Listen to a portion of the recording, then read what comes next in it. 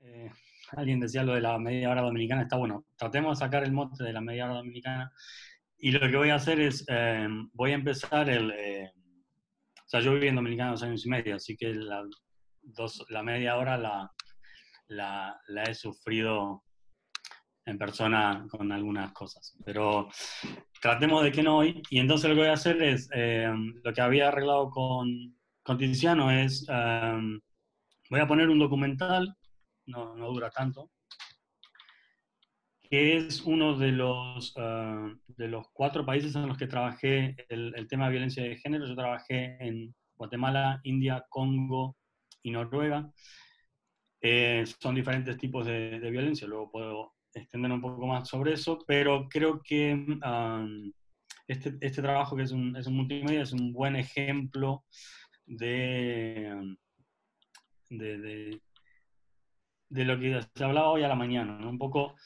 Yo no soy tan partidario de dar todas las soluciones, creo que las soluciones se tienen que dar entre muchas personas, pero creo que los fotógrafos somos un engranaje más dentro del mundo, no somos los que tenemos que dar las soluciones. Creo que nuestro trabajo más que nada también es mostrar lo que sucede y luego uh, ayudar, pero no creo que seamos lo que tengamos que tomar las, como como, ¿cómo se diría? El que marcara el camino, digo, porque para eso creo que tienen que ser los políticos, en verdad, los que marcan el camino, porque son los políticos los que hacen las leyes que afectan a las personas luego. Entonces, me parece que recargar todo el peso sobre los fotógrafos es un poco complicado. Creo que las leyes se cambian a través de los gobiernos. Entonces, creo que nuestro trabajo más que nada sería denunciar lo que sucede principalmente, creo. Pero bueno, voy a poner el video que habla específicamente sobre la violencia contra la mujer en India. Es un documental que hicimos hace ya 11 años, pero se mantiene tan actual como ahora, así que lo puedo compartir tranquilamente. ¿Ok?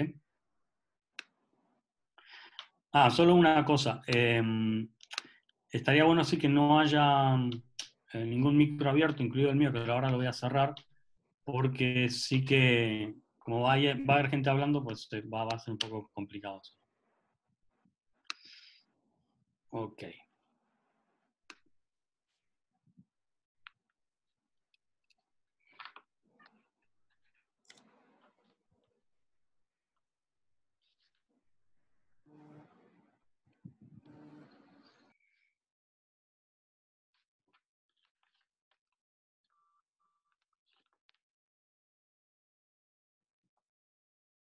No quiere empezar ahí.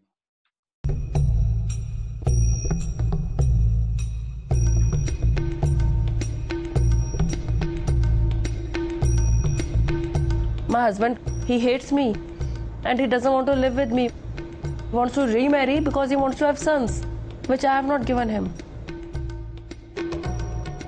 So according to him, I was a useless wife. He wanted to throw me out.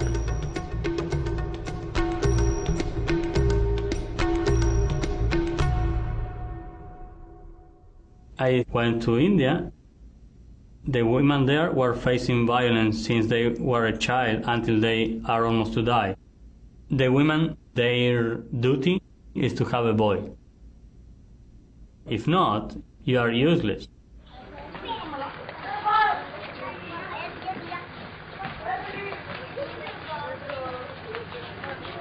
They don't want girls, because if you have a daughter, you need to pay the dowry.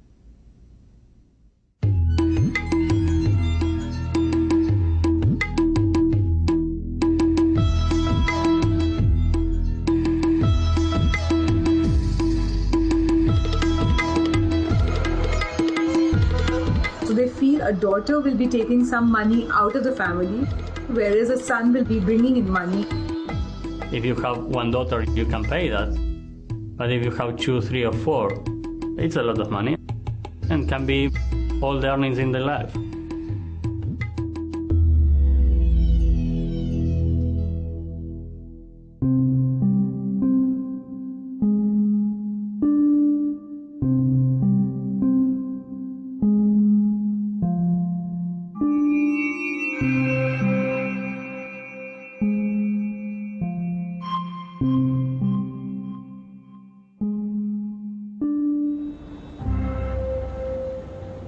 So how can you go ahead and kill a girl? Just because she's a girl? You are killing an entire sex. And how will the world go on without it? These doctors, they know what they are doing is wrong, but because of money, they don't care.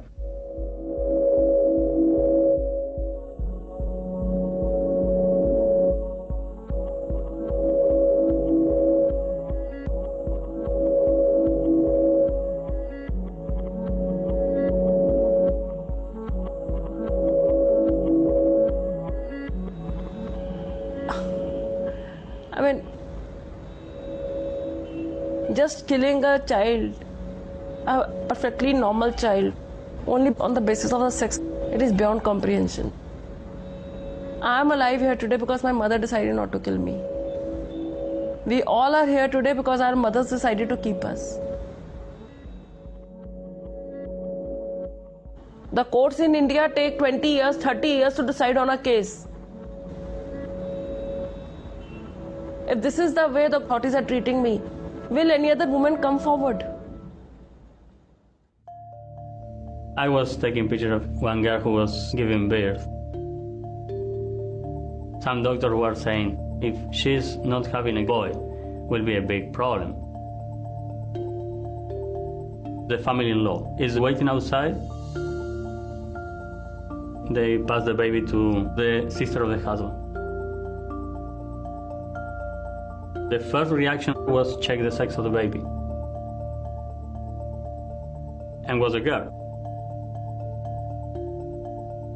Everybody was in complete silence.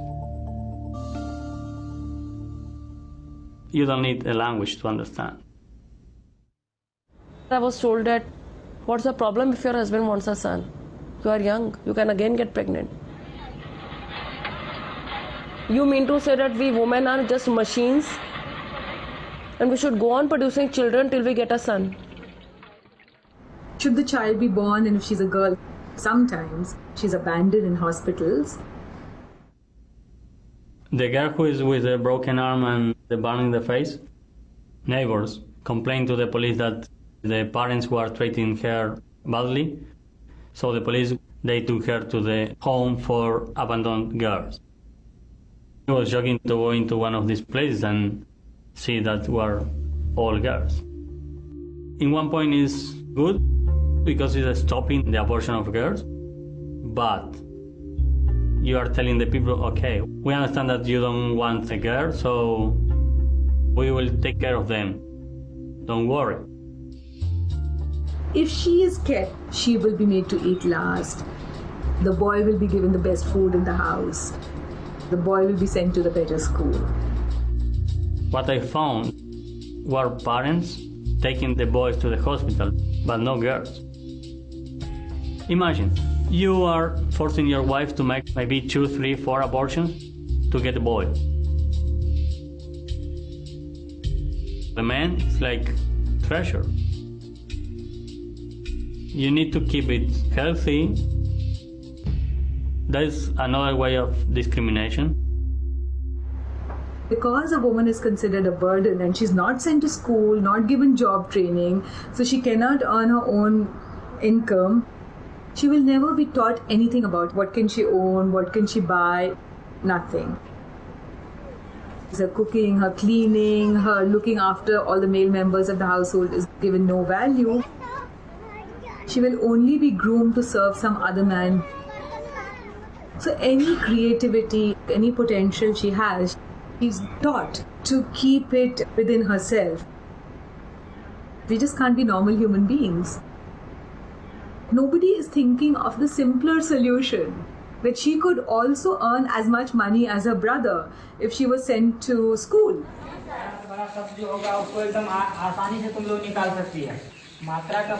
And the school fees would be less than the dowry that most people put into the marriage of a child. Sometimes the dowry that the family was paying is not enough because the family-in-law was asking more money.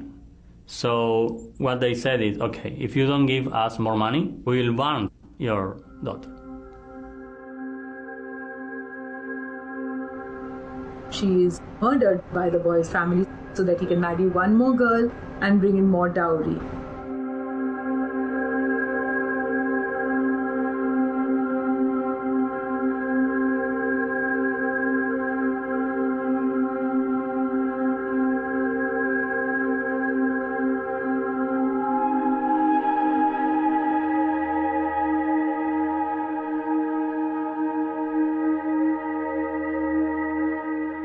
The father, he knew that the daughter was going to die.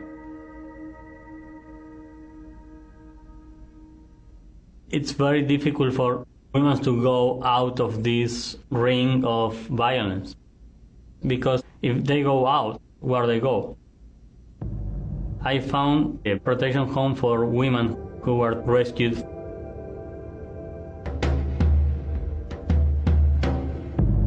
I saw girls of 14 years old there. I asked the guy, what is the future for these girls? Can she go out? And he said, no. Because they don't have any other place to go. She will be here until she get married, maybe. You cannot go out if you are trying to live alone. Your life will be inside the protection home with a lock in the door where you cannot move out. I saw the eyes. They were like completely gone.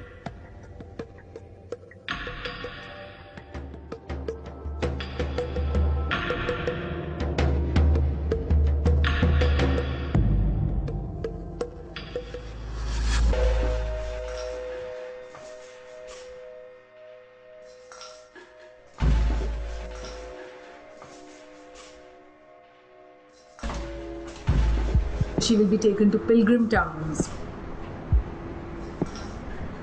and dumped over there.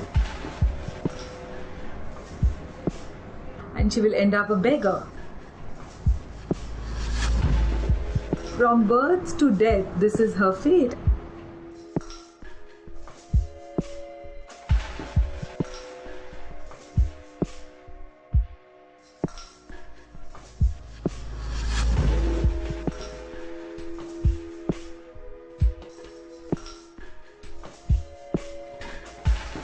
They earn money from singing in the temples.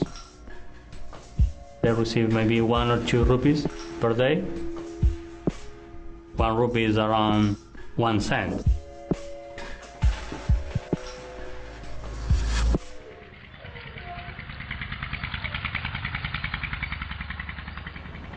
This denial in India, what's happening to our girls, is going to pull our country back, because they're leaving half the population behind.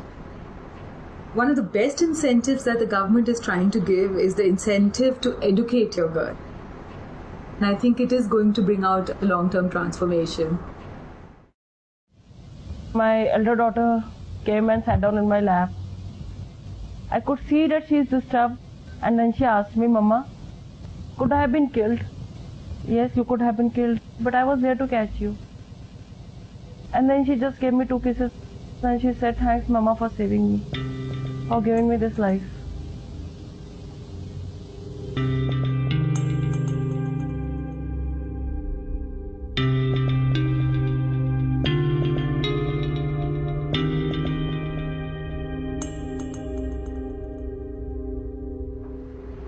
And just as fear is contagious, courage is also contagious. And it can lead to big movements. And the entire violence against women movement has to be based on us speaking up.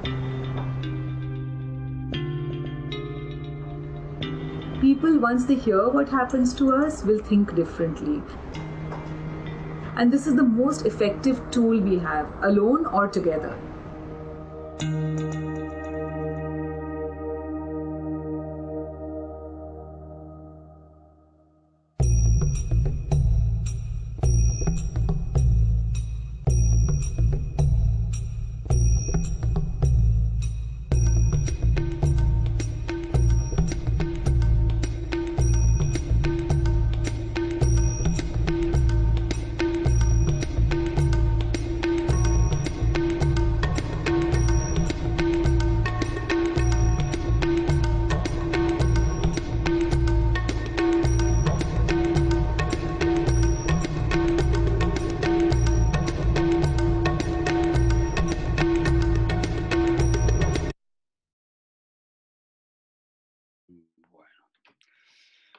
Bueno, a ver, antes de seguir, ¿se me escucha? ¿Se escuchó bien el video, no?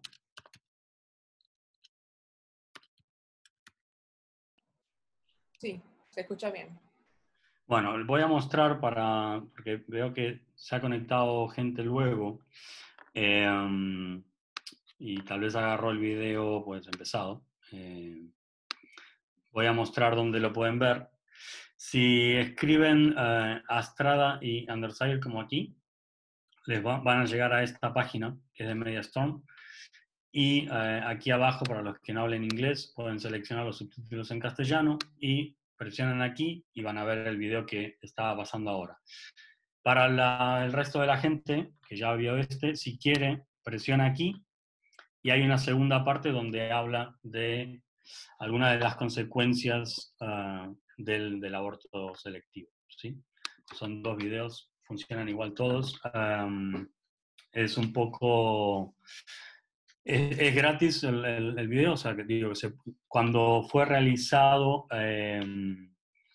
la idea fue que lo financió la Fundación Alexia, que es una fundación eh,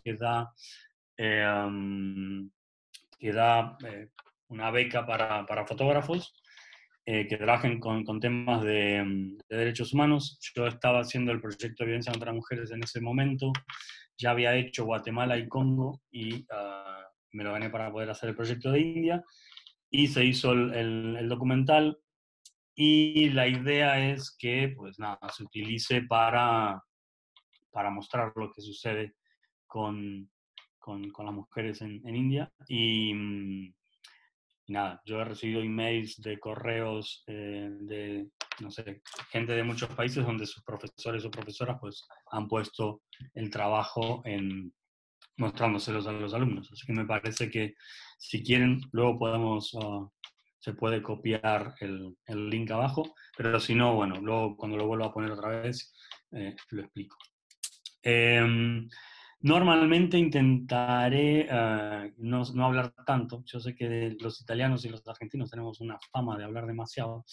Y entonces, lo que sí voy a pedir es que las preguntas sean por chat. Entonces, hablo un poco más y si quieren, como, a ver, la idea de mi presentación es como dividir por partes, ¿sí? Es como tratar de utilizar media hora, 40 minutos con un proyecto, luego con unas cosas más generales de trabajo que hacía antes, trabajando para agencias de noticias, por eso vivía en República Dominicana, incluido que en República Dominicana, además, hoy a la mañana mostraban y hablaban de la población haitiana o descendientes haitianos viviendo en República Dominicana, pues al haber vivido en Dominicana, parece que es un clásico y también he hecho un proyecto sobre las poblaciones que viven en los bateis.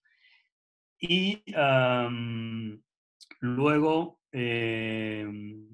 Tiziano decía que vivía en España, pues no. La cuarentena me agarró de casualidad en España, vivía antes, pero hace 5 años que estoy viajando en moto.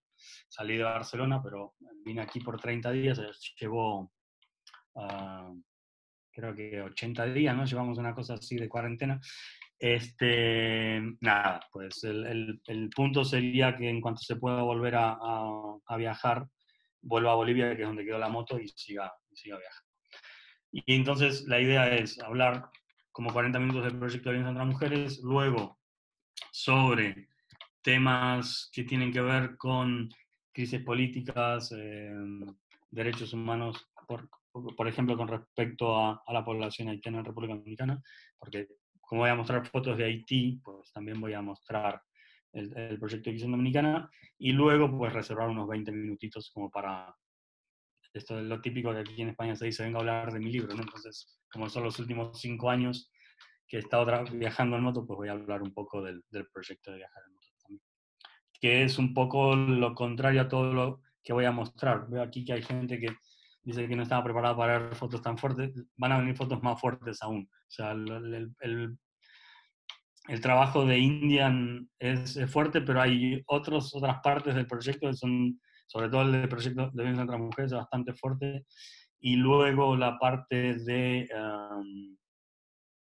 de cubrir conflictos sociales en varios países, incluido Haití, como decía antes, también va a haber fotos muy fuertes porque incluye una represión muy violenta con una manifestación en Madagascar, en África, donde mataron a 26 personas, hirieron a 212. O sea que están avisados por las dudas, para los que no estaban preparados para ver fotos fuertes.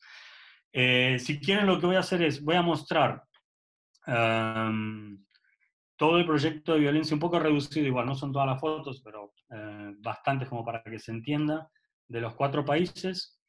Luego hacemos unos 20 minutitos o alrededor de lo que lleve más o menos para contestar preguntas, que ya veo que hay algunas con respecto al multimedia, y luego ya puedo pasar. Es que me parece mucho más interesante ir mostrando y cerrando con preguntas y respuestas más que nos queden luego preguntas sueltas. ¿Okay? De última, el viaje muestro la web y ya está, si no me alcanza el tiempo, pero creo que es mejor ir contestando partes por partes que se me junte todo. ¿Sí? ¿Estamos de acuerdo? Y si no, como están todos en mudo, estamos de acuerdo, ¿no? Pues perfecto. A ver. No, este es el viaje para el que lo quiera ver, pero no tengo que... aquí.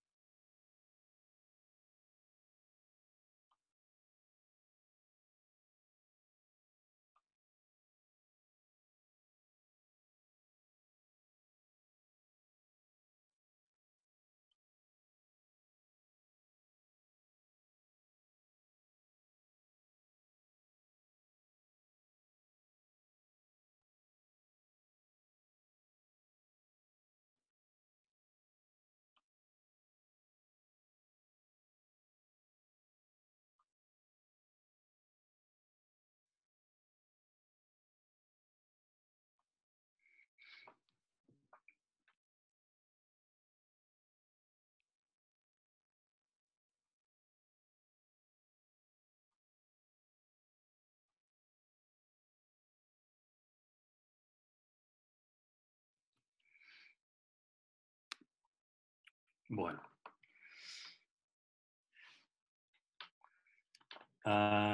Si quieren, contesto un par de preguntas que creo que había. ¿Sí? ¿Quién las lee? ¿Yaisa o Tiziano? Perfecto, sí. Te preguntan, bueno, te preguntaban el año y región del video. Ok. Bueno, el video fue hecho en el 2000, lo empecé en el 2009 y lo terminé en el 2010, la parte de tomar fotos, pero en verdad si fueras ahora no creo que cambiaría mucho, la verdad. Creo que podrías hacer el mismo trabajo.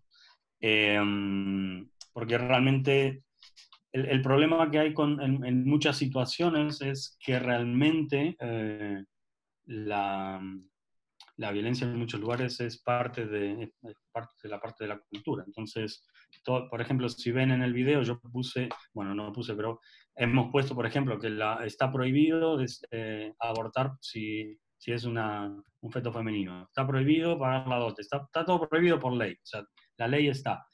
Pero la cultura va completamente por el paralelo y separándose. Entonces, realmente todas las medidas que el gobierno pueda tomar, al final los que hacen que funcionen son los ciudadanos. Entonces, realmente no, o sea, lo que hay que trabajar, y un poco en el video está explicado, lo que hay que trabajar es la educación. Yo creo que muchos de los problemas que tenemos en general, incluido no solo en el problema de violencia contra la mujer, sino muchísimos problemas que tenemos en las sociedades en base a la falta de educación o con la educación en base a lo que hablamos, que es lo que nos junta aquí, ¿no? O sea, todas todos los elementos que harían que vivamos en una sociedad y todo el mundo tenga los mismos derechos y las mismas obligaciones, etcétera, etcétera. Pero realmente es lo más complicado que eso se aplique. Entonces, por desgracia, para que se den una idea, y así explico un poco los otros países también, en Guatemala hay un promedio, por decir promedio de alguna forma, de 2 mujeres por día asesinadas en una población de 11 millones. Es un número muy alto, da como 700 o 600 mujeres por año. O sea, es terrible el número. Luego, si pasamos a Congo, que lo que hice en el proyecto de violencia contra las mujeres es agarrar un país en cada continente, salvo Oceanía, que no lo incorporé, en el cual hubiese diferentes tipos de países con diferentes realidades, tanto sociales, económicas, hasta religiosas, y diferentes tipos de violencia. Por eso, por ejemplo, en Guatemala documenté el femicidio, que tiene que ver más con lo que estamos acostumbrados a observar como violencia contra las mujeres en Latinoamérica, ¿no? Digo, que estemos acostumbrados no significa que esté de acuerdo, lo aclaro por las dudas, pero digo, es el tipo de violencia como que tenemos más cercano. En Dominicana el índice de femicidio es bastante alto también. Lo veo por publicaciones que van haciendo amigos que viven ahí.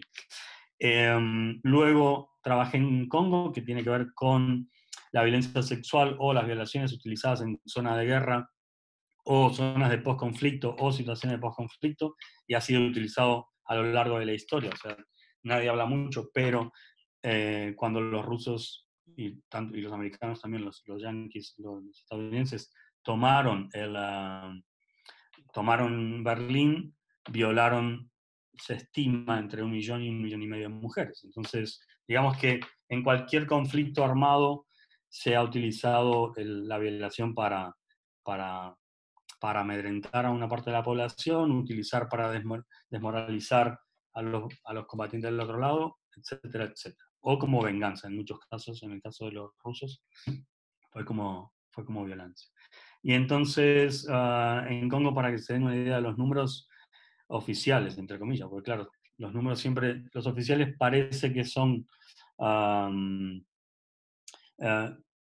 pero si te pones a ver los que realmente son mayores que los oficiales, entre 40 y 60 mujeres diariamente son violadas en Congo, que es un número altísimo si lo empezamos a multiplicar a lo largo de años, ¿no? O sea, desde Congo ha estado en conflicto, guerras civiles, ataques de grupos de países de otros lados. Se habla de que la Tercera Guerra Mundial sucedió en Congo en una época, o sea, entre comillas, era la época en la cual Estados Unidos y Rusia no combatían directamente, pero apoyaban a diferentes países de acuerdo a sus ideologías. Y luego lo de India, pero ya lo han visto en el video, pero para que tengan los números un poco más claros aún, en el 2001 el censo daba 30 millones de mujeres menos en India. En el 2011 dio 36 millones de mujeres menos. Estoy esperando el censo del 2021 para saber si el número ha empeorado. Yo creo que va a empeorar, obviamente, o por lo menos será parecido. Y luego, para que no parezca que solamente hay violencia en los países pobres, o tercer mundo como les llaman, o del sur, etcétera, etcétera, documenté en Noruega porque me parecía que era importante incluir un país europeo y de todos es el que... La razón por la que fui a Noruega es, y la que presenté para una beca, que también hice el proyecto a través de una beca de Getty, fue que Noruega era considerado el país más seguro del mundo, pero no es el más seguro del mundo si hay determinado número de mujeres que son asesinadas, violentadas, agredidas, o sea, etcétera, etcétera. Entonces me parecía que ese era como el gancho para poder ir a Noruega y documentarlo y de esa forma pues dar una visión global. Siempre me preguntan, y antes que alguno lo pregunte, pero el punto es que a veces se considera que, me preguntan si seguiría el proyecto, si lo he terminado, etc. Yo creo que con los 4 países se puede entender más o menos lo que quería hacer. Creo que se observa bastante bien lo que es y si no es que tendría que estar hasta completar no sé cuántos países somos ahora. En todos los países habría algún tipo de violencia, entonces sería interminable. Creo que de alguna forma a veces hay que cerrar los proyectos de alguna forma. No sé si hay alguna pregunta o si hay varias, ¿no? Hay varias. ¿Quieres que te las haga ahora o las guardamos para No, es que ahora? prefiero ir como Perfecto. terminando, sí, prefiero ir terminando todo. Perfecto. Entonces, tengo por acá Osiris, dice, las estadísticas de la violencia contra la mujer se están incrementando durante el confinamiento por el COVID-19. ¿Cómo podemos contribuir para erradicar la violencia a pesar de que nuestros gobernantes la niegan? Bueno, yo no creo que todos los gobernantes la nieguen. Yo creo que hay en muchos países los gobernantes saben que tienen un problema bastante grave, tratan de alguna forma, en Europa sobre todo, bueno, y si no, hay movimientos sociales y el movimiento de mujeres es cada vez más fuerte en ese sentido, ¿no? O sea, si nos ponemos a ver lo que sucedía hace 10 años cuando yo hice este proyecto, a lo que sucede desde hace 5, principalmente en Argentina, que es donde se hizo así como más fuerte el movimiento Ni Una Menos, luego se fue trasladando para algunos otros países, y el 8 de marzo, por ejemplo, pasó de ser algo bastante, no eran manifestaciones súper multitudinarias hace 10, 15 años, pero si contamos a partir de los últimos 5 realmente, ¿no? O sea, con el paro de mujeres, etcétera, etcétera, realmente el volumen de gente que participa, sobre todo mujeres, claro, en las manifestaciones es cada vez mayor y realmente se ha vuelto como más,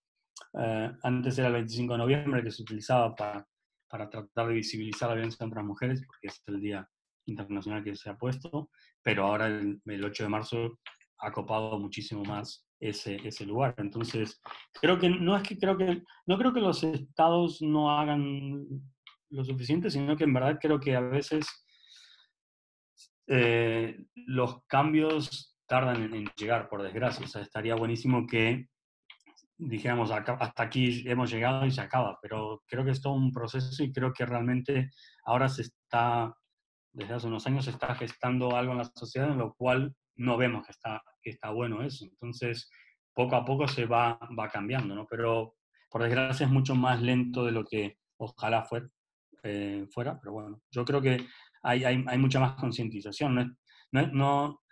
Digo, no es tan fácil agredir a una mujer ahora, me parece, aunque sí sigue sucediendo, pero creo que en muchos países están intentando poner todas las herramientas posibles. Es complicado, muy complicado. Yo no soy experto en el tema tampoco, pero yo por lo visto los números están ahí, son muy altos. Entonces realmente, pero también habría que ver si esos números es porque realmente se habla más del tema, entonces también los números y las mujeres tratan de salir del ambiente de violencia.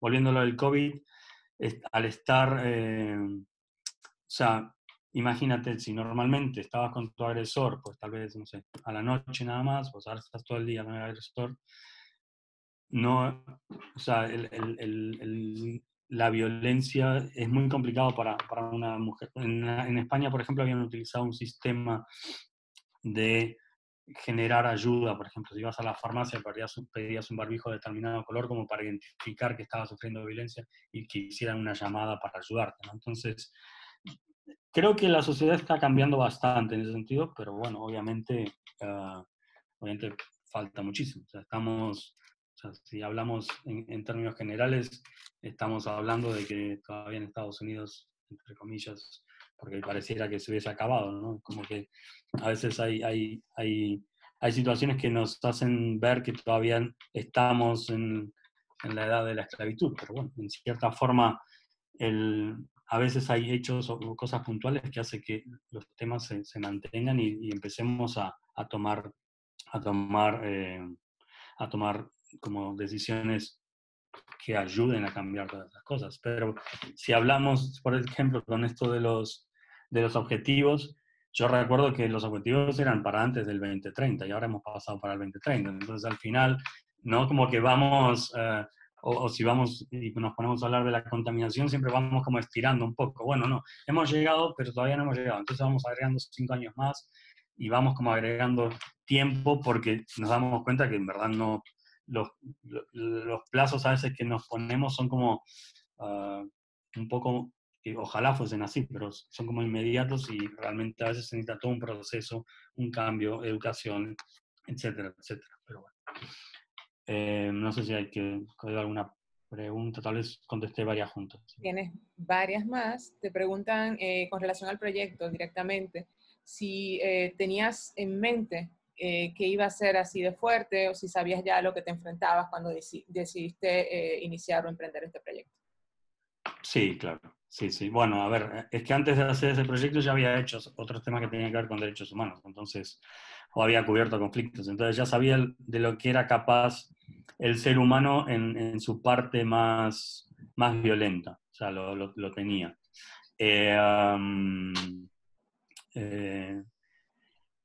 En algunos casos,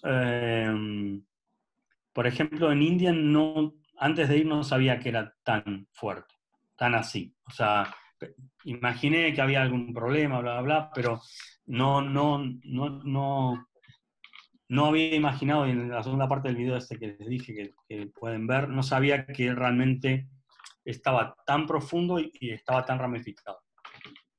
En India termina, hoy hablaban del trabajo infantil a la mañana también, y en India, por ejemplo, la violencia contra las mujeres, y en particular lo del feminicidio, lo del aborto selectivo, por lo de la DOT, etcétera, etcétera, hasta incluye el trabajo infantil o el trabajo de mujeres para ser vendidas como esposas o como para prostitución. Entonces, en verdad, algo que parece que no tiene relación, al final tiene una relación muy grande, ¿no? O sea, muchísimas de los niños y niñas trabajadoras, muchas son mujeres porque tienen que juntar dinero para poder pagar su propia dote. Entonces, hay otras consecuencias que no son tan obvias a primera, pero cuando empiezas a escarbar un poco, pues empiezan a salir líneas de contacto por todos lados, ¿no?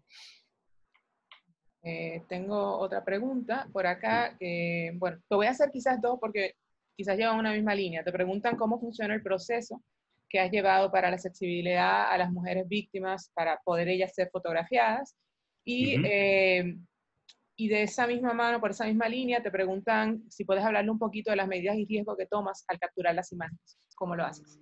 ¿Las qué? La última pregunta, perdona.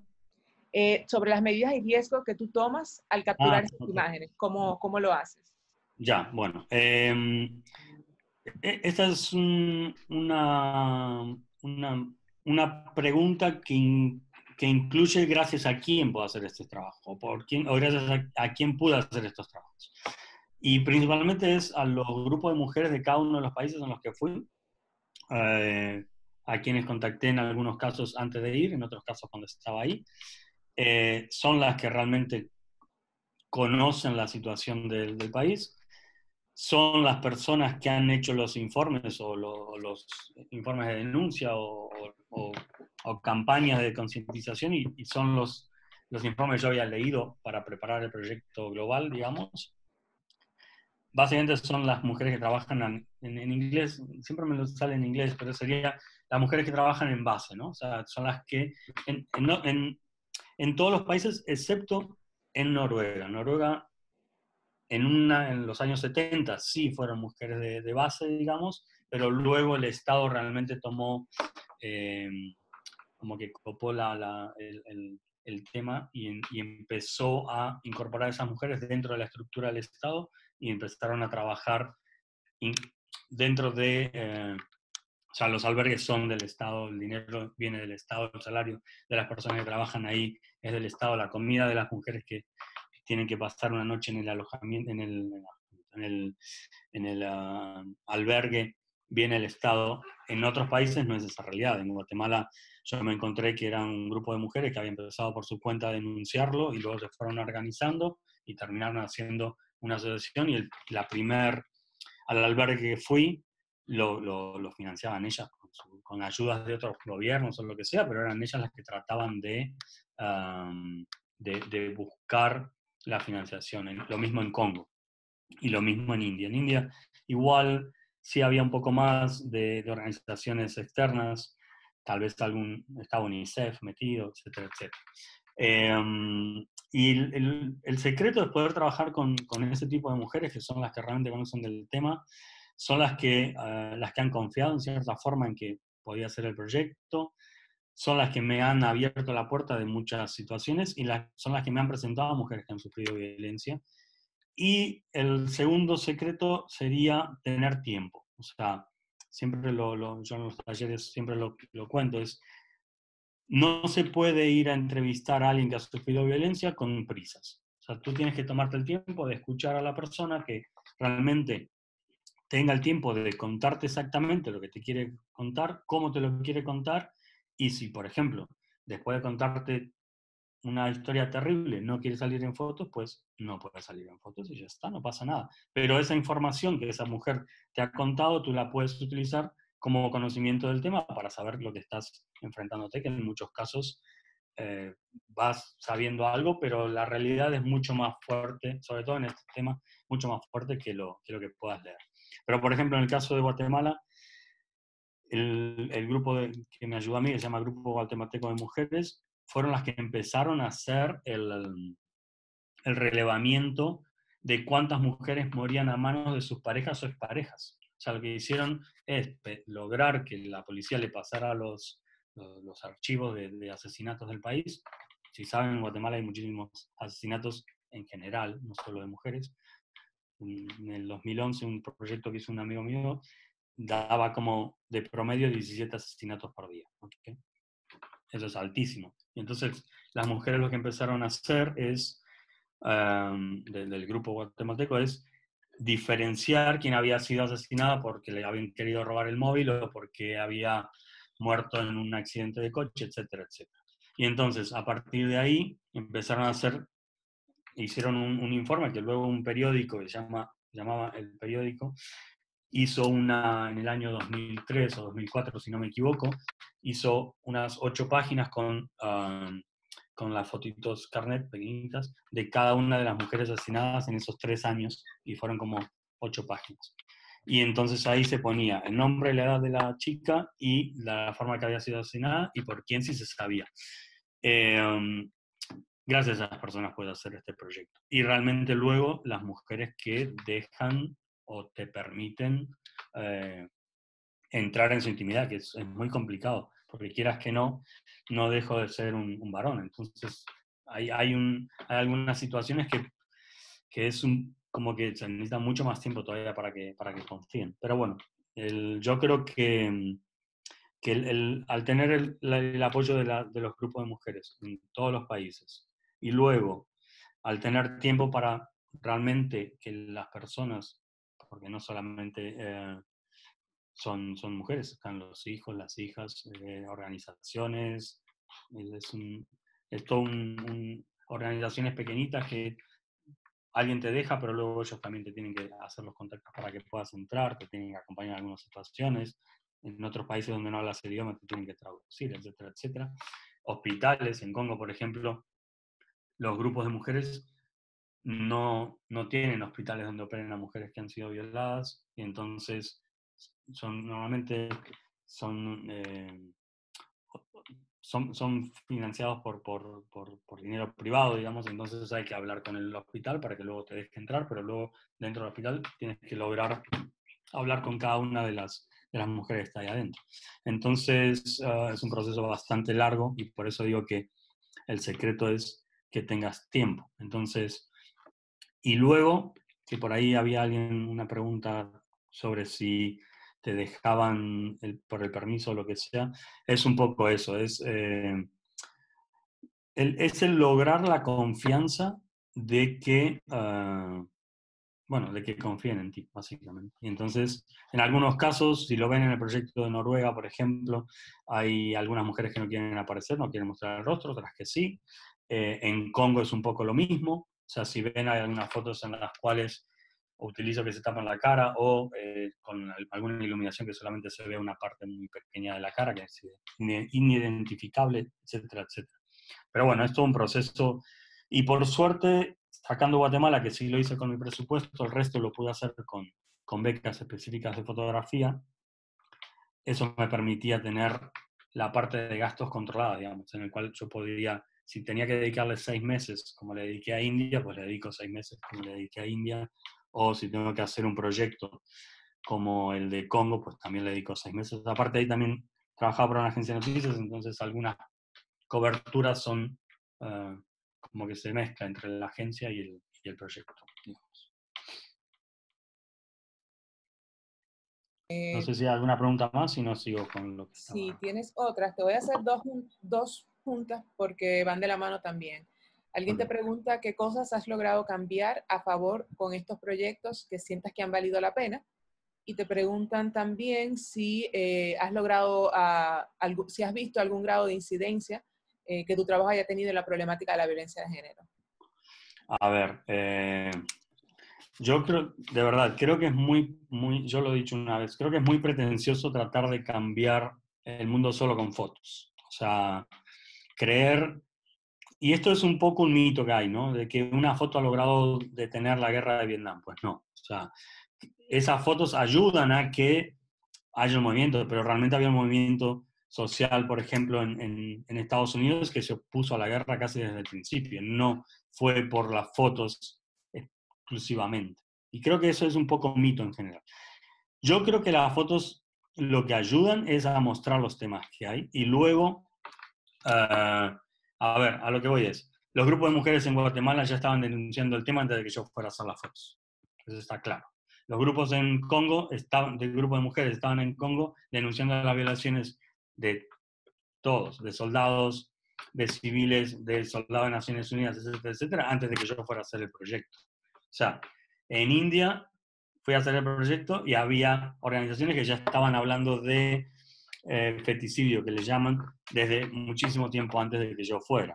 Y en Noruega exactamente lo mismo. ¿En qué cambia que yo haga fotos? Pues en que visibilizo esos números. O sea, por ejemplo, el grupo de mujeres dice que hay 2 asesinadas por día, y entonces no te creen. Es que exageradas. O te dicen que hay, no sé, 20 denuncias diarias, por decir algún número, de mujeres maltratadas en el hogar. Y tú dices, ese número no existe. Tú lo que haces es visibilizar que esas cosas que están en números escritas existen porque hay una foto, básicamente. Eso para mí ya es un montón. ¿Por qué? Porque lo que ayudas en cierta forma es a visibilizar algo que está en números o está en un informe, que tal vez muy poca gente lee. Al ver las fotos, tal vez dice, mira qué terrible, entonces empieza a leerlo o ver cómo puede ayudar.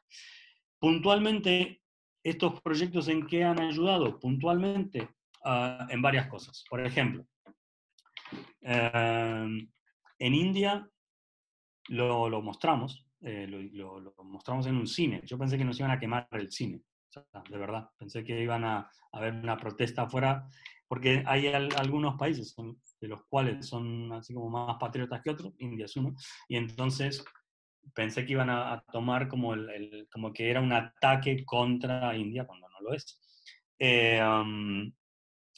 Y no, por ejemplo, era un festival de cine y ganó el premio del público, o sea, ni siquiera el del jurado, el del público. Entonces, a lo que voy es, ayuda en cierta forma a mostrar el tema en el mismo lugar que ocurre, que eso a veces es muy difícil, porque por ejemplo, muchas de las fotos de Congo en Congo se han utilizado en campañas, pero fuera de Congo, en Congo muy poco, ¿sí? Digo, los grupos de mujeres, otra cosa, todas las fotos estas han pasado en mayor o menor medida a las organizaciones que me han ayudado. Entonces pueden usar esas fotos para hacer sus denuncias o alguna muestra de fotos o lo que sea. Luego, puntualmente en Congo, sí hubo una acción casi directa, diría yo, producto del proyecto, que yo gané un premio de fotografía en el 2009 que se llamaba como Fotógrafos Devolviendo, era Fotógrafos Giving Back. Y entonces lo que se hacía es que había un premio económico para el fotógrafo, pero luego había un premio económico para alguien que tú decidieras que iba ese dinero. Y entonces se lo dimos a Masica, que es una señora que aparece ahí en una foto escribiendo un libro, y ese dinero, que no era mucho, pero en verdad es un montón en un lugar como Congo, que eran unos $5.000, esos $5.000 ellos la utilizaron porque tenían, Masica lo que tenía era una casa acogida en su propia casa, entonces con ese dinero pues alquilan un terreno que ya estaban cultivando, lo que hicieron es, lo pudieron alquilar por 2 años, entonces ya saben que en 2 años no tienen que buscar dinero para el alquiler, compraron semillas, compraron herramientas para trabajar en la tierra, y no es que yo fui a hacer el proyecto pensando, si mando al concurso gano y entonces va el dinero, se dio. O sea, hay muchas cosas que no es que antes de hacer el proyecto, o mismo cuando estás haciendo el proyecto, no sabes en qué va a terminar. O sea, tú tratas de hacerlo y luego, por eso al principio decía, somos un pequeño engranaje nosotros. Pensarse que somos el motor general de todo es muy, muy pedante, creo. Pero sí es verdad que las imágenes que hacemos, seguramente en el grupo que está aquí, que ya somos unos cuantos, había muy poca gente que sabía lo que sucedía en India, y como dice en el video, y que no digo yo eso, sino que lo dice el activista, es cuando la gente sepa lo que nos sucede, pensará distinto, ¿verdad? En cierta forma, las fotos sirven para eso, sirven para que se vea algo y la gente empiece a reaccionar de otra forma. Y volviendo a esto de que el video es gratis y que se puede ver en todos lados, hace unos años ya bastante, recibí un correo de una chica de una nena, en verdad, tenía 15 años, en Holanda, que su maestra o su profesora les había puesto el video en el colegio y se habían juntado en su grado o en su curso para ver qué hacían para ayudar a los grupos, a lo que habían visto. Y ahí pones en contacto con alguna ONG o grupo local que tú sabes que trabajan bien, porque por desgracia no todas las ONG y no todos los grupos trabajan bien, entonces hay que también saber diferenciar cuando lo hacen porque hay ayudas o cuando lo hacen porque realmente quieren cambiar el tema, ¿no? Y los pones en contacto y realmente, pues, no es una acción directa mía, pero es una consecuencia de haber hecho el proyecto, que ya me parece que es muchísimo y creo que es suficiente. Bueno, la otra pregunta, creo que es la última, tenemos... Sí, la última y paso a lo siguiente. Sí, así es. ¿Te has propuesto realizar algún proyecto y que luego digas, ok, no puedo con esto, hasta aquí llego, por lo fuerte que sea el tema? ¿O todo lo que te has propuesto lo has podido hacer por mucho que te toque? No, es que básicamente si lo hago es porque me ha tocado. Y entonces, y si me parece que es como, ¿cómo es que lo pone? Este tema es muy fuerte, creo que por eso hay que hacerlo, porque creo que al final, si hay algo que es tan fuerte que te afecta, pues en verdad tienes que tratar de mostrarlo para que cambie un poco, en cierta forma. Entonces creo que lo que sí he hecho, y ahora voy a pasarlo rápido porque no creo que hablemos tanto de eso y así muestro un poquito del viaje, es dejar de cubrir conflictos, por ejemplo. Yo trabajaba en una agencia de noticias y cubría conflictos sociales en diferentes países y al final lo decidí dejar porque consideraba que había otros temas que afectaban al día a día de la gente, que no le dábamos tanta importancia como periodistas. Por ejemplo, el tema de violencia contra las mujeres. Estoy hablando del trabajo, yo lo hice entre el 2006 y el 2012. Es un trabajo, si lo vemos en tiempo, es bastante viejo, pero es muy actual. No sé si me explico. Y entonces, creo que, y pensaba eso, luego hice otros proyectos que tenían que ver, que lo hice en un trabajo colaborativo con otros fotógrafos. Hicimos un proyecto sobre trabajo infantil en Latinoamérica y otro que hicimos sobre esclerosis múltiple en Latinoamérica. Entonces, creo que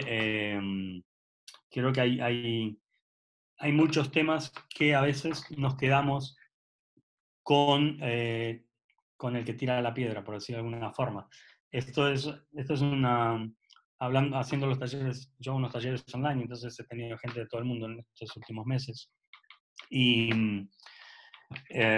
hablaba, por ejemplo, de qué fotos hemos visto de Chile, o por ejemplo, qué fotos hemos visto de Ecuador, por qué la gente está en las calles protestando. Y al final la única foto que vemos es gente tirando piedras y la policía reprimiendo. Pero no hay trabajos que muestren del por qué la gente está. O sea, no hay un trabajo que muestre de por qué, de que la sanidad es privada en Chile, por ejemplo. No hay un proyecto que muestre lo que tiene que pasar la gente para recibir atención médica en Chile. No, solamente como que a veces nos centramos un poco en el tirar de piedras y en la represión y no tanto en las causas que producen eso. No sé si me explico. Creo que estamos a veces más en las consecuencias, que es un poco como y siempre terminamos fotografiando lo mismo. Puedes agarrar una foto de alguien tirando piedras, que la voy a mostrar ahora y van a ver que también las tengo. En Haití, en Chile, en Argentina, bla, bla, bla, bla, pero luego al final no vamos a qué es lo que causa ese malestar en la población. Y creo que es un error que a veces cometemos los fotógrafos, en centrarnos un poco en esa parte y no mostrar la otra, me parece. Pero bueno. ¿Sigo? ¿No? Sí, ya puedes seguir. Dale.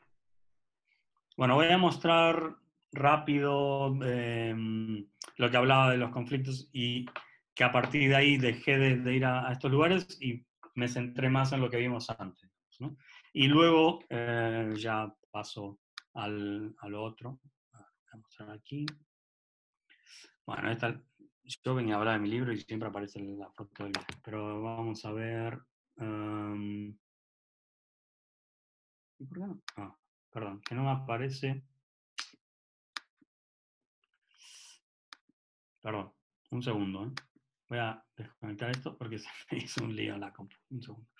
Esto de las charlas online a veces se mezcla. Aquí está. Perdón. Ahí.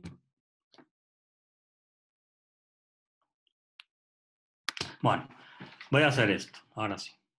No voy a mostrar solamente lo del conflicto, sino que voy a hacer una especie de portfolio, digamos. Entonces aquí aprovecho y toco todos los temas, que es mucho más fácil.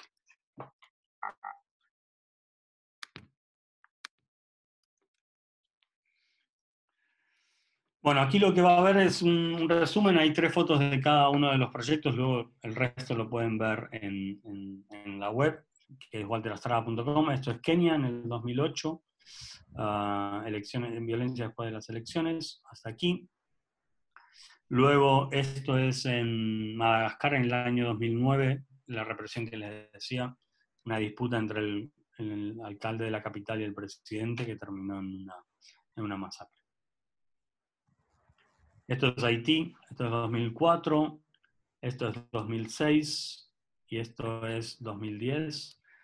Y si vemos, históricamente hay protestas en Haití casi en todas las elecciones.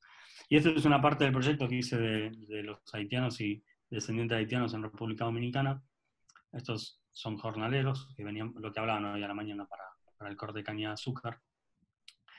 Pero yo traté, en esta foto solamente se ven los que vienen para la zafra, pero traté de documentar un poco más. Hay fotos que no están aquí en esta proyección, que son muy cortitas, pero tienen que ver con que muchos que ya están viviendo en Dominicana al final terminan, por ejemplo, trabajando o recogiendo basura como para poder vender partes, o hay algunas chicas que terminan trabajando en prostitución, en la construcción, etcétera, etcétera.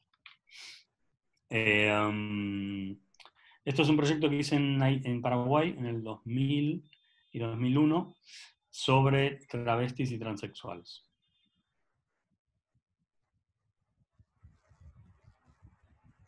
Esta es una pequeña selección del proyecto que les dije que habéis hecho en grupo de trabajo infantil en Latinoamérica. Y aquí voy a cortar porque lo otro ya lo vieron más definido. O sea, vimos más fotos de todo el proyecto de violencia. Bueno, el punto es que en cualquiera de los temas que estamos hablando, siempre tiene que ver los derechos humanos, ¿no? O sea, tiene que ver trabajo infantil. En el caso de las travestis y transexuales en Asunción, tiene que ver con derechos del movimiento LGTBI. La población haitiana y dominico-haitiana en Dominicana tiene que ver con, desde mi punto de vista, sé que este tema es un poco complicado en Dominicana, pero bueno, yo creo que en algún momento se ha puesto como el punto ahí, y creo que está muy bien hablarlo también. Luego, y la otra parte es la parte que vimos de protestas sociales. En muchos casos, y los dos casos que estoy mostrando principalmente, son elecciones que están arregladas para que gane uno, para que gane otro, y al final los que terminan muriendo son los de siempre, ¿no? O sea, en Kenia terminó muriendo 1.200 personas, y el final de la crisis política, entre comillas, fue que el candidato de la oposición que pedía la renuncia del presidente por fraude, terminó siendo el vicepresidente del fraude. Entonces, como que entre ellos se toman el té, se fuman su puro y son todos amigos, ¿no? Y entonces al final los que terminamos pagando siempre son los que estamos abajo. Y en Madagascar, pues un poco de lo mismo. No terminaron siendo amigos el presidente y el alcalde de la ciudad, pero sí es verdad que hubo 26 muertos y 202 heridos en el transcurso de 10 días. Entonces, creo que muestra un poco quiénes somos siempre los que terminamos sufriendo las políticas de los estados. Entonces, me parece que hay que... creo que los políticos deberían pagar más seguido por los errores y los líos en los que nos meten por querer quedarse en el poder, ¿no? Pero bueno. No sé si hay alguna pregunta con respecto a lo que mostré antes, y si no, aprovecho que me queda justito. No, con relación a lo que acabas de mostrar, no tenemos ninguna pregunta por el momento. Perfecto. Pues entonces voy a hablar del viaje, que creo que también va a ayudar a que los que se quedan asustados por las fotos un poco más fuertes del principio, pues se vayan un poco más relajados a la casa y no me quieran matar. Okay. Bueno, esto se lo muestro rápido para que lo vean. Esto es la página, se llama así, wadejourney.com. ¿Okay? La información está protegida por el DNI. ¿Cómo? Dice número de trámite. No, es el del DNI. Espera. A ver, correte. Tenemos a alguien que está hablando del DNI. Y alguien está escuchando el partido de fútbol. A ver. Ahora sí. ¿Cómo obtengo mi número de trámite? Io están todos silenciados, ¿eh? No hay ninguno que tiene el micrófono abierto. Pero Ok. Bueno. una reunión que entró prácticamente. Perdona, estaba uno abierto, sí, pero ya está Ya silenciado. está, ¿verdad? Ok, listo. Mira, perdona que te interrumpa, Walter, porque ahora sí veo una pregunta. Ok. Dice, ¿trajo a tu vida algún problema emocional las publicaciones en Madagascar? Bueno, la publicación en sí, no, a ver, no es que me trajo un problema, me hizo replantearme mi trabajo, en verdad. Fueron varios clics en el medio, pero ese es uno. Lo que hizo lo de Madagascar es que yo lo cubrí para una agencia de noticias y a la media hora estaban las fotos en todos los diarios del mundo, porque era una agencia internacional. Y lo que sucedió es que al día siguiente se publicaron solamente en 10 lugares. Y entonces es algo que yo ya sabía, pero fue la confirmación de que básicamente los medios de comunicación son racistas, clasistas, xenófobos y todo lo que le puedas agregar. Porque en verdad sí, por ejemplo, yo les pregunto, y siempre doy el mismo ejemplo, si les pregunto si saben que en Congo, en el 2007, hubo un accidente de avión que murieron 200 personas, nadie sabrá. Pero si yo les pregunto que, ahora no me acuerdo el año, pero que un avión hizo un aterrizaje de emergencia en el río Hudson, en Nueva York, a que todos saben qué sucedió y todos han visto la película de Tom Hanks, ¿verdad?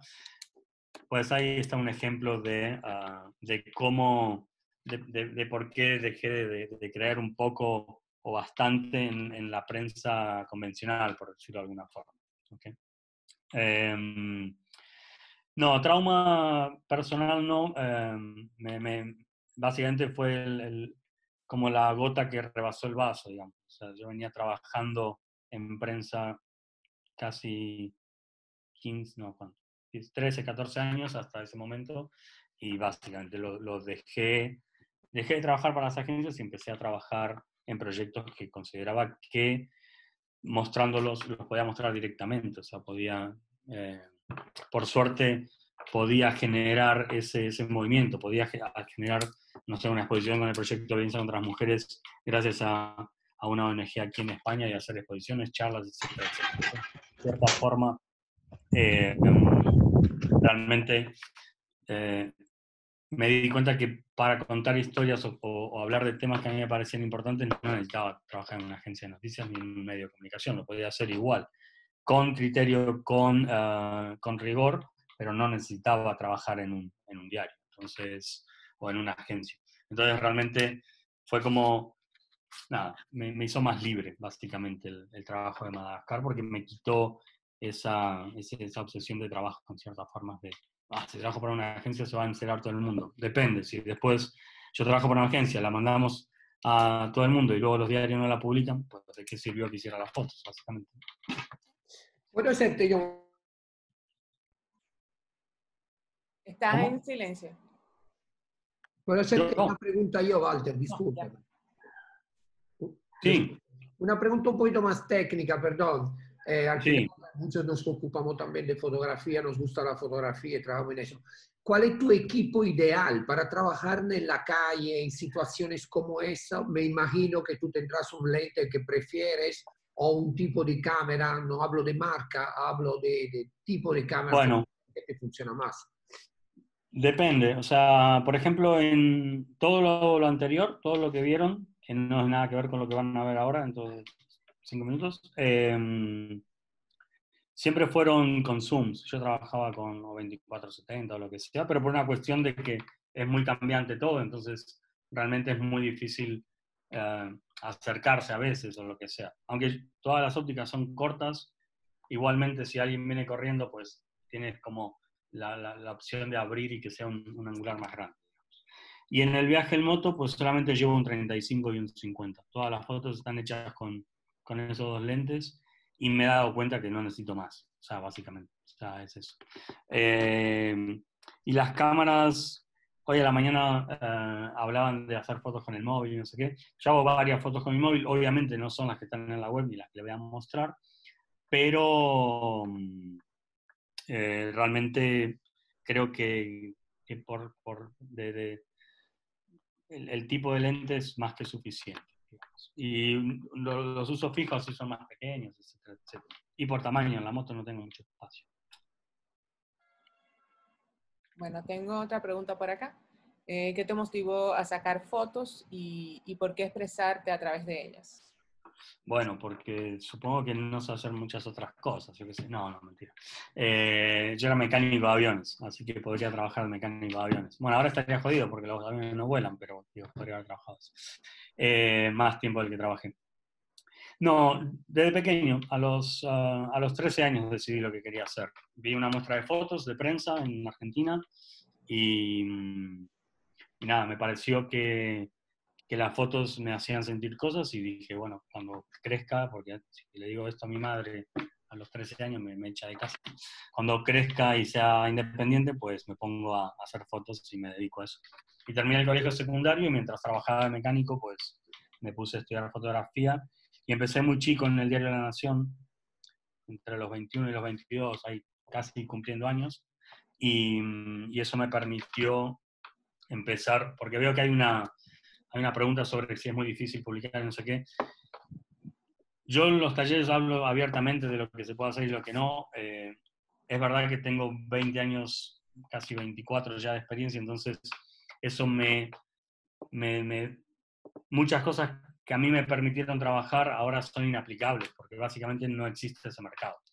Pero, pero sí pude, al empezar tan chico, pues pude, la verdad, tener la suerte de trabajar en una época en la cual había, había varios, o sea, había posibilidades. O sea, si más o menos eras bueno, podías trabajar en los medios, digamos, y podías vivir de eso tranquilamente.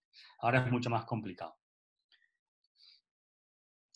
¿Y cómo Tengo, conseguí el puesto en La Nación? Pues nada, tenía buen portfolio. O sea, siendo muy chiquito tenía buen portfolio y nada, en el segundo año de hacer fotos en Argra daban como una pasantía, una beca a los fotógrafos, estudiantes que hacen más o menos buenas fotos, y hice 15 días en La Nación, y eso me dio la posibilidad de conocer al editor.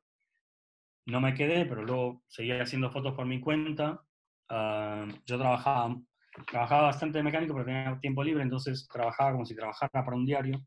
Es más, muchos fotógrafos pensaban, bueno, esto no lo puedo decir porque yo me he hecho una credencial de prensa, no voy a decir falsa, pero una credencial de prensa, y con eso podía entrar en todos lados. Y entonces iba haciendo fotos y trabajaba como si fuese para un diario, hasta me había hecho mi propia agencia, se llamaba Econews, una cosa así. Y entonces yo iba cubriendo todas las cosas y a los 6 meses llamé al editor de La Nación otra vez, había decidido, había recorrido otras agencias y eso en Argentina, y todos me decían, pero es que te falta. Y ya, claro, me falta que me des un trabajo, entonces en el trabajo voy a aprender, básicamente. Y entonces Don Ripka, que era el editor en esa época en La Nación, yo lo llamé y le digo, mira, me estoy por ir del país, porque la verdad es que este país de mierda no me da trabajo, no sé qué. Y entonces fui con mi portfolio y él lo miró y me preguntó como 10 veces si trabajaba para alguien. Y yo le dije, no, todo esto lo hice por mi cuenta. Y entonces me dijo, bueno, si quieres, antes de irte, pues te quedas a hacer una prueba aquí. Entonces hice una prueba en La Nación un par de días y me contrató y me quedé trabajando.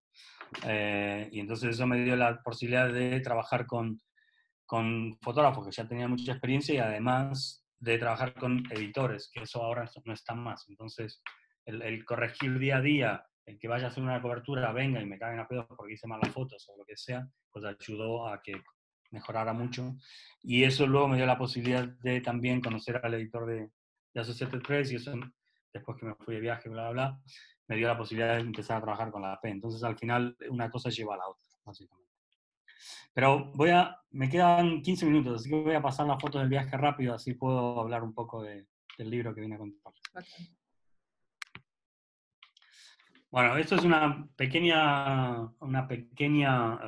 resumen muy pequeño. En la web hay como 600 fotos más o menos. El 1 de mayo de este año cumplí 5 años, aunque no lo cumplí como me hubiese gustado, sino que lo cumplí pues, confinado. Pero bueno, es un pequeño resumen.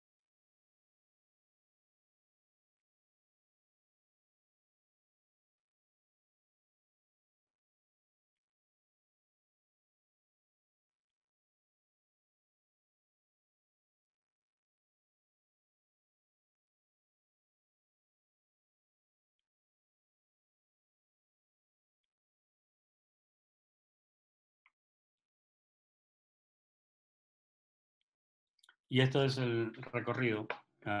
Salí de Barcelona, que es aquí, hasta Vladivostok, que es aquí, y luego Corea del Sur en avión a India, y luego recorrí el sudeste asiático,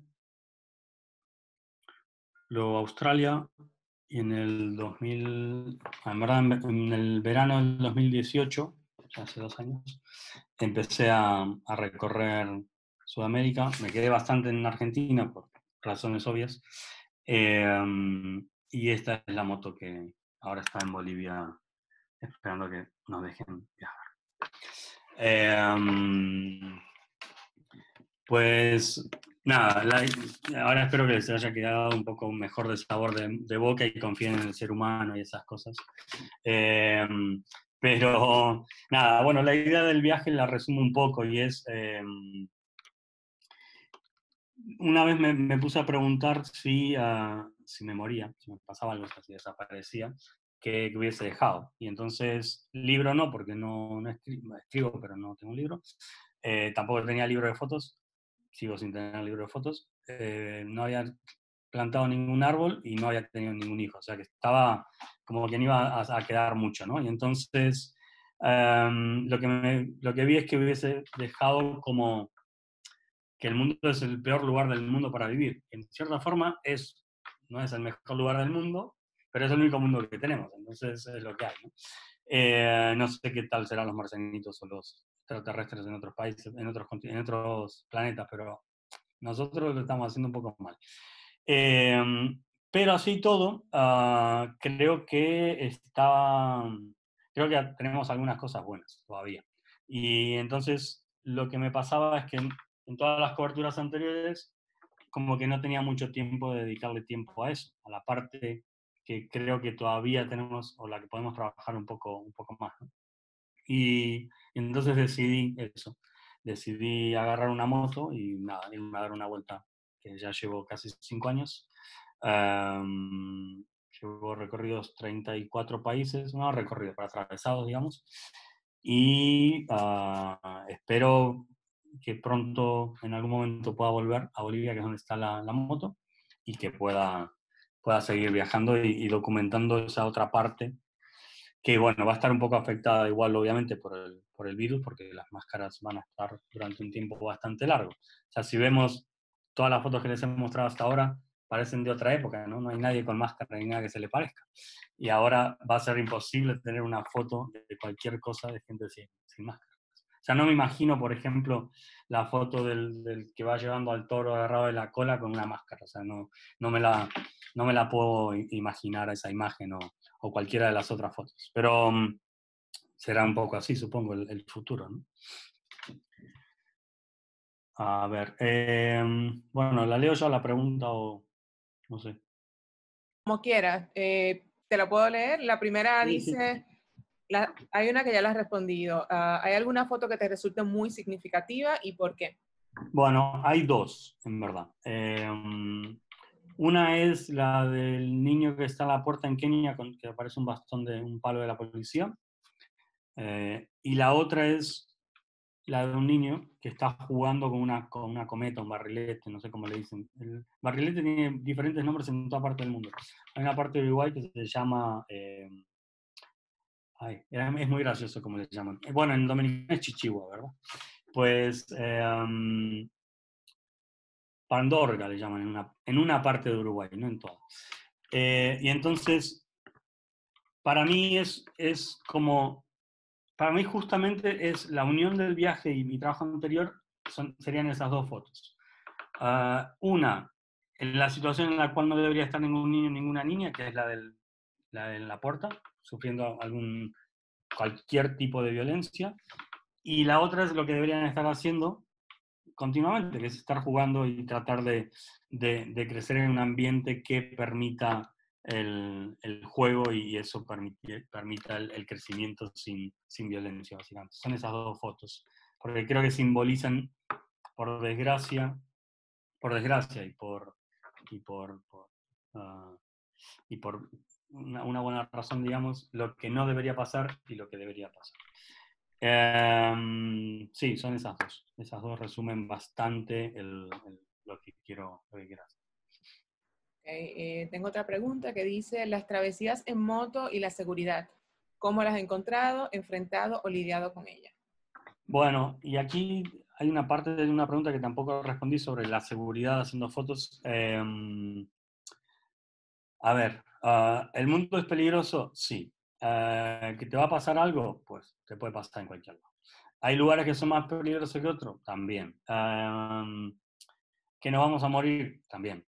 Pero eso no hace que dejemos de hacer cosas, ¿verdad? Entonces, creo que también es verdad que en algunas, o sea, algunas situaciones son más violentas. Por ejemplo, lo que mostré de cubrir conflictos es mucho más peligroso que andar en moto. Pero en moto puedes tener un accidente, como he tenido también.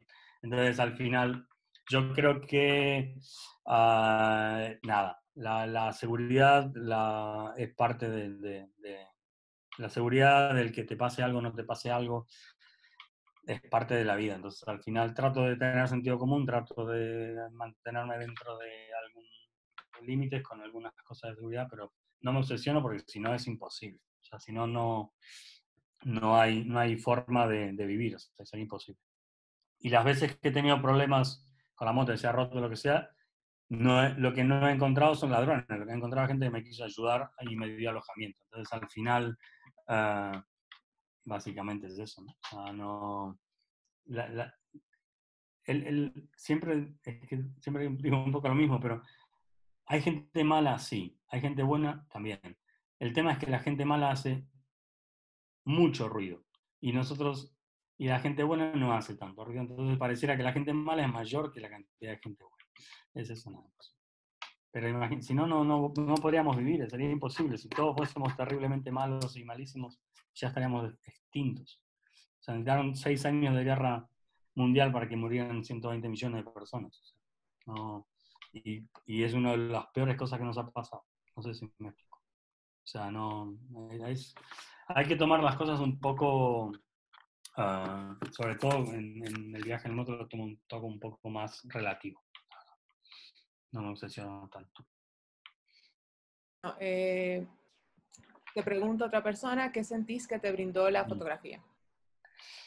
Bueno, a mí lo que me dio es la posibilidad de entrar en un montón de ambientes, conocer un montón de situaciones y aprender un montón usando la fotografía y la cámara de fotos como excusa. ¿Sí? O sea, el ir a un lugar a documentar algo me dio la excusa de ir a ese lugar y enterarme o hablar o aprender de determinado tema. Y así, y en el viaje es exactamente lo mismo. O sea, realmente me ha dado eso, ha sido mi excusa para relacionarme con el mundo.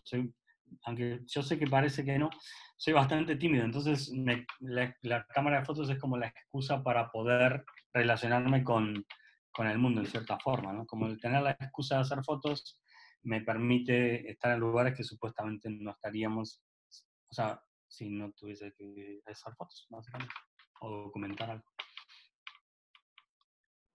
Bueno, por el momento no veo ninguna otra pregunta. Ah, perdona. Sí preguntan ahora, ¿elegiste la moto por algún motivo particular? Pregunto porque viajé en moto y para mí es especial.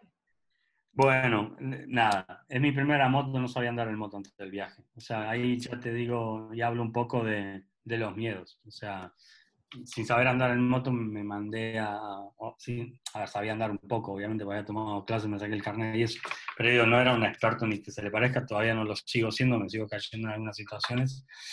Pero nada, yo cuando hice el proyecto en India, la moto es India, y había muchísimas de esas motos, me parecía que era hermosa y nada. Y básicamente como en muchas situaciones, en foros de motos se dice, la mejor moto para hacer el viaje es con la tuya, básicamente.